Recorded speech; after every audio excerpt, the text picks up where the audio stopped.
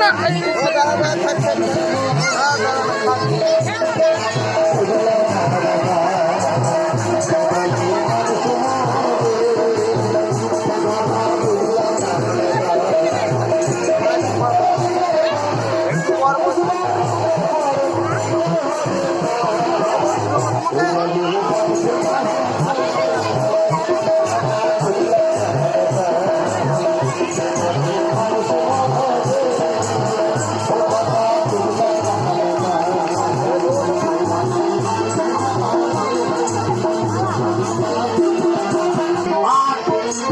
শাশুড়ি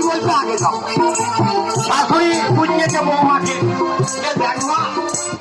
তোর অনেক বয়স আছে তুই অনেক দেখবি আর আমি বৃদ্ধ মানুষ